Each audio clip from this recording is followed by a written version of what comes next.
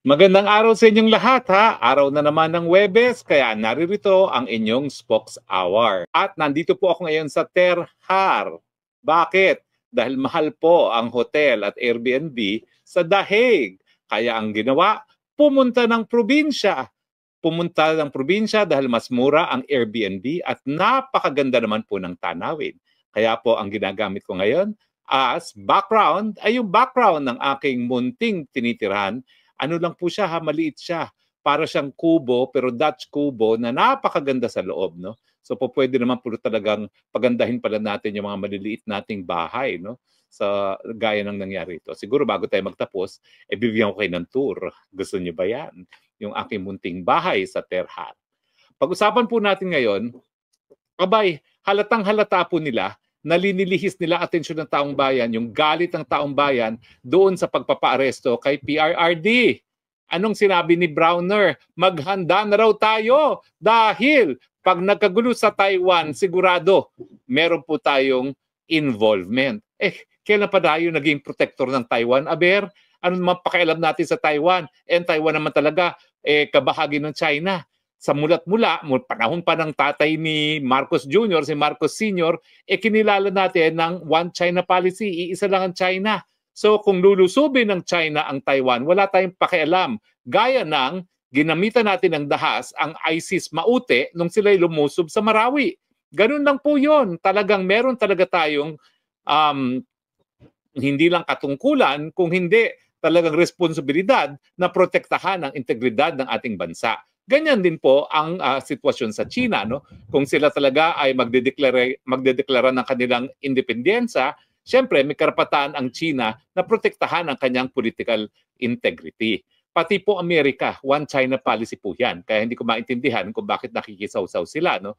Nakikisawsaw sila dahil nga doon sa strategic importance ng Taiwan.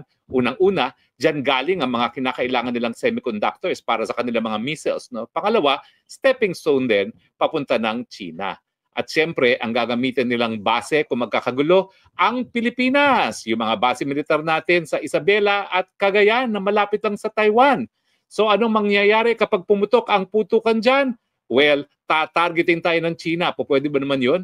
Nasa atin ang gagaling ang sundalo at sandata at mga missile, lalo na yung mid-range missiles, no? Na Typhoon missiles na nagkamuntik nang maging siya ng Third World War. Opo, yung same missile na kamuntik na maging siya ng Third World War, naririto po ngayon sa Pilipinas. Dati-rate, kabahagi lang daw ng balikatan. Ngayon, permanente na at wala silang plano na alisin. So si Browner, todo takot sa taong bayan na magkakagera at magkakagera, mahahatak tayo sa gera. Totoo po yan dahil sa desisyon ni Marcos Jr. nga na ibigay, gamitin ng mga Amerikano ang ating mga base militar. Sa international law po kasi merong sinasabi na ang isang bansa that allows its territory to be used in a manner that is injurious to another, magkakaroon ng responsibilidad sa international law. Kaya po, walang kaduda-duda pag nagputukan dahil dyan sa Taiwan, puputokan din ng Luzon at hindi lang po mga OFW natin sa Taiwan ang mai-introbol. Kaya nga po dapat talaga bumalik tayo sa pulisiya ni Tatay Digong na independenteng foreign policy. Lahat kaibigan, walang kalaban, dapat yan. Paalisin natin ang Typhoon missile at pangalawa, bawasan natin yung mga EDCA sites na yan. Dahil ano naman ang silbi ng EDCA sites sa Cagayan at sa Isabela, no? Ang layo-layo niya doon sa pinag-aagawang isla sa Palawan. Ang tinatawag po natin na Benham Rice ay hindi po yan disputed. Hindi po yan inaangkin ever ng China. Ang talagang problema natin sa West Philippine Sea. So ang aking solusyon nga dyan, sige, kung gusto nyo mag-EDCA kayo doon sa Kalayaan Island. Miski gamitin nyo pa yung buong isla. Doon kayo maglagay ng kung ano-anong missiles na gusto nyo para sigurado naman na magagamit yan doon sa pagtataguyod ng interes ng Pilipinas na protektahan ang ating teritoryo dyan sa West Philippine Sea. Pero hindi. Linagay nila yung Typhoon missile nila at linagay nila ang kanilang EDCA sites doon sa malapit sa Taiwan para kung magkaputukan dyan, miski wala naman tayong pakialam dyan sa Taiwan issue, pati tayo makakaladkad. So tama po si Browner. Kapag nagputukan sa Taiwan, damay tayo dahil sa kanila. Dahil pinayagan nila ang presensya ng Amerikano dito sa Pilipinas na siguradong tatargeting ng China. Pero linilihis din po nilang issue dahil akala nila pag tinakot nila ang tao sa gera, makakalimutan na si FPRRD. Hindi po. Lalo namin naaalala si FPRRD dahil nung panahon ni FPRRD, wala po tayong kalaban. Hindi po naging ganitong kainit ang relasyon ng Pilipinas at China. Kaya po nung panahon na yon, ang daming kapital na nanggaling sa China, ang daming mga turista nanggaling sa China. Ngayon, nawala na yung ating posisyon as #1 supplier ng saging man lang sa China. Pinakamalaking merkado yan para sa saging dahil mahigit 1 bilyong mga Chino ang kakain ng saging ng Pilipinas. Ngayon, naunahan na tayo ng Vietnam. Kasi bakit naman tatangkalikin ng mga Chino ating mga produkto, kinukonsidera nila tayong mga kalaban. At kinukonsidera natin silang mga kalaban. Kaya nga, di ba, nag-issue na ng travel advisory ang mga Chino kasi nga, tinatarget ang mga Chino rito na pinasisinungalingan ng babae sa Malacanang, pero alam naman natin na pati yung mga estudyante sa Cagayan, tinatawag na ahente. Espiya daw ng China. In fact, nagsabi pa ang ating Secretary of National Defense na may batas ang China na lahat ng Chino ay espiya daw. Ano ba naman yan? Masyado namang xenophobia yan. OA na kayo. Paano tayo makikinabang sa bagong yaman ng China kung ikukonsidera nila natin silang mga kaaway? So, Browner, itigil na yung paglilihis ng issue. Ang issue pa rin, bakit nyo ibinigay ang ating FPRRD sa ICC bago pa man hingin ng ICC ang kooperasyon natin para maaresto si FPRRD? At bakit nyo diniretso sa dahig at hindi sumunod sa Rome Statute na dapat hinarap muna sa RTC para sa deportation proceedings or extradition proceedings pala, hindi deportation kundi extradition proceedings. Huwag ilihis ang issue. Hindi mawawala ang galit. Mga jutang ginamis nyo, ibalik nyo ang aming Presidente Rodrigo Roa Duterte. Maiba naman tayo. Abay, ang Hungary, isang miyembro ng European Union, isang European country, ay nag-anunsyo na, bibitiw na sila sa ICC. Alam niyo po, significant ito dahil ang ICC, ang nagbuo talaga niyan, mga Europeans. Yan po yung European Court dahil ang Amerika hindi naman kasapi dyan. No? At dahil ang mga bansang Africa ay dating mga colonies ng mga European countries, kaya naging miyembro ang African states. Nasabi ko na sa inyo dati, nung ako'y nangampanya sa ILC, talagang nagkakaroon na ng nabubuong desisyon ang African Union na bumitiw na sa ICC kasi ang pinupuruhan nila puro mga Aprikano. Kaya naman, talaga namang kinailangan nilang kunin si Presidente Digong para masabi sa mga Aprikano, o kita mo, hindi lang itim ang aming linilitis, pati mga kayumanggi dahil si Duterte nakakulong ngayon sa dahig. Pero ang dahilan kung bakit umalis ang Hungary, kapareho rin ng dahilan kung bakit ang Amerika, ang China at ay Russia ay hindi kasapi. Kasi nga, bagamat ang intensyon ay ang ICC ay parang court of last resort para doon sa mga sitwasyon na maraming karumal-dumal na krimen na walang gumaganang hukuman o walang gobyerno para magbigay katarungan, ang ICC nagpupumilit. Miski gumagana yung mga hukuman, gaya ng hukuman ng Pilipinas, ayan, pinilit na kunin si Duterte. Bakit nga sila sabihin na hindi kayang litisin ng hukumang Pilipinas ang 43 murders? Samantalang ang Maguindanao Massacre case na isa ako sa private prosecutor, nasentensyahan ang 57 counts of murder. Diba? So malinaw po yan.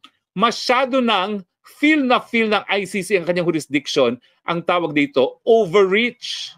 Maski hindi dapat maghimasok dahil meron namang lokal na mga hukuma na po pwede maglitis ng kaso, pinipilit niya ang sarili niya. Bakit? Paano kasi ma-justify ang mga sweldo ng empleyado ng hukuma niya kasama ng mga maestrado at mga prosecutor kung wala silang kaso? In fact, isa yan sa pula ko ngayon sa ICC. Palibasa, wala na aktibong kaso, nag-aantay ng desisyon yung isang kaso at wala na silang masimulang kaso dahil wala naman silang mahuling mga respondents.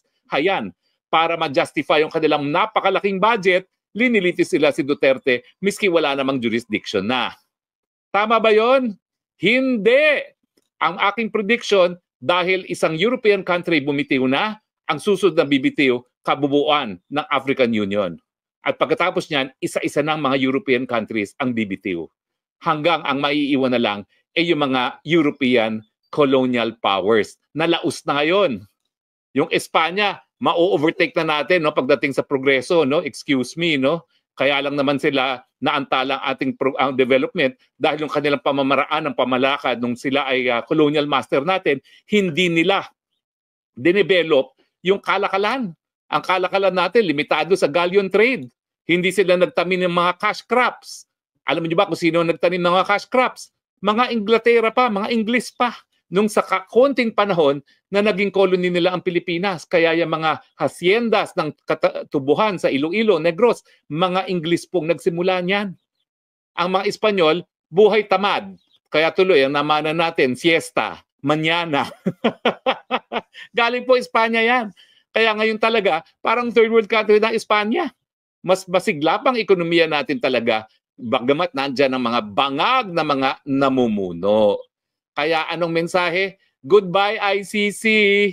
Ang malupit dyan, kinulong pa nila si Presidente Duterte, samantalang alam nila na ang isang paa ng hukuman ay nandun na sa libingan. At habang nagpupumilit kayo na litisin ang gaya ni dating Presidente Rodrigo Roa Duterte na wala naman talaga kayong jurisdiction, lalo nyong binabaon ang korte sa libingan. Ako ayaw ko yan. Dahil ako talaga naniniwala pa rin. Yung mga sitwasyon na karumal-dumal na krimen, dapat may mapupuntahan ng biktima. Pero habang bukas sa mga lokal na hukuman, hindi dapat naghihimasok ang ICC. No, tignan natin ang mga comments. Ang daming mga comments. Teka, susubukan ko po lahat basahin yan, ha? Paano ba natin itataas itong mga comments, no? Para naman yung mga mas maagang comments ay mabasa natin. Dahil ngayon po, live tayo, titignan ko po kung paano ko mababasa yung mga komento. Well, ano kasi, no? Paano natin mababasa itong mga komento doon sa simula? Tignan natin, para hindi naman unfair doon sa mga nauna. Although ang dami mga komento, maraming salamat at ang dami pong nanonood ng live. Halos 10,000 pong nanonood ng live. Ang akin is boo kay Browner, warmongering dahil linilihis ang issue tungkol kay FPIRD. Yan pa rin pong issue at goodbye ICC. Okay. Si CG Hon, I like your, ang bilis naman yan. I like your nature background, Attorney Harry Roque. Si Junjun, idol attorney. Si Hani, si ano yan? Ako, nawala na.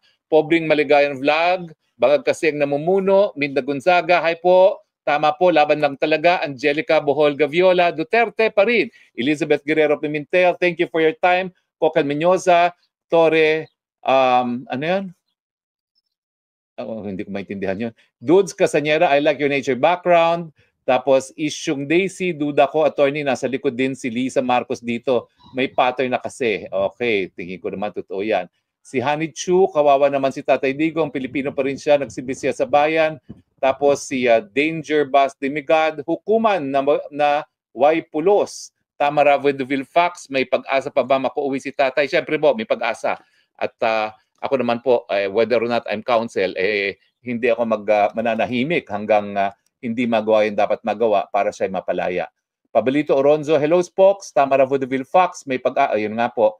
Tapos Sandra 44, good evening po. John Spea, nagtapang-tapangan. Si Ao Browner, Angelica Royal Gaviola, Bawal Bangag, Annalyn, watching from New Jersey. Maricel Barrio, Spokes, always following your update. Hip Hop TV, hi attorney. Yen Ralien, Agnes Habibol, paano naman Harry Roque, daming tanga ngayon sa Pilipinas. Minsan, minasan konnichiwa, ay bangag!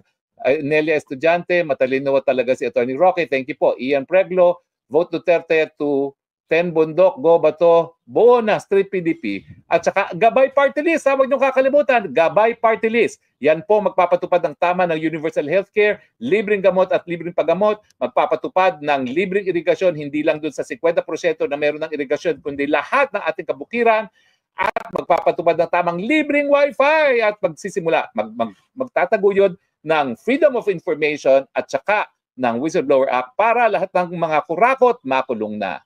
Randolph Diaz de Francia, kailan po mamamatay si Marcos Jr.? Ikaw talaga? Only God knows, Randolph. Choo-choo train, managot si Martin Romualdez at BBM. Anti-corruption, kulong si General Torres Diwata. Gerald Ibe, makaiba, si Pinoy, si Bangag addict, si Pinoy, Mongoloid.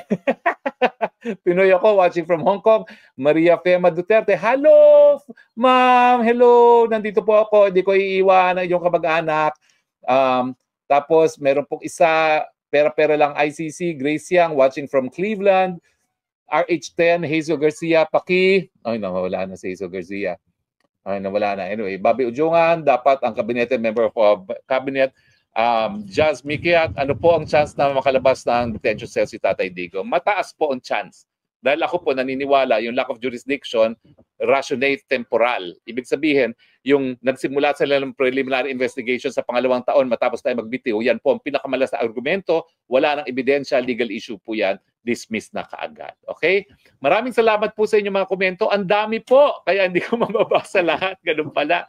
Maraming salamat po ha. Pero itigil ang warmongering, hindi kami magpapalihis ng issue, bring him home. Bring him home, bring him home, and goodbye, ICC. Congratulations, Hungary. Maraming salamat po sa inyong patuloy na pagtangkilik at gaya na aking sinabi, tignan natin kung mabibigyan ko kayo ng tour ng aking tahanan. Okay? Tignan natin. Ito po ang aking kabukiran na background. Okay? Ito po. Yan. Okay? Tapos, ito po ang yan po, ha? Daran! Ha? Pwede na po ako magsasaka. Tignan natin. Tignan mo itong bahay nito. Makikita niyo po, maliit lang, ha? Parang bahay Pilipino. Diba sa labas? Parang bahay Pilipino, no? Na simpleng-simple. Pero ganda ng loob. Ari kayo. Papakita ko sa inyo ang loob. Ang marumi kong mga gamit ay narito. Ayan, tignan niyo ang aking loob. Ito ang aking tulugan. So habang nakadepende si Tatay Digo, ako po ay buhay magsasaka sa Pola. Kasi dito kalahati sa dahil. May magkakaroon lang naman ako. No? Tapos may pangalawang kwarto sa taas. Sige. Okay tayo. Tingnan natin yung kwarto sa taas. At tingnan natin mabilisan yung kwarto sa taas. So pwede kayong bumisita sa akin. Meron akong spare room, di ba? Ayan. Okay. So, maliit siya, pero maganda. So, tayo na. Dapat yung mga socialized housing natin. Ganito, itsura. Di ba? Ganito kalaki mga socialized housing natin. Pag hindi natin mapakita dahil dito. Kaya pala. Na kailangan na mawala ang mga. Hanggang sa muli natin pagkikita, ito po ang iyong stock na bayan. Nagsasabi, I love you, Philippines. You're the only country that I love because you're the only country that I have. God bless the Philippines. Bye.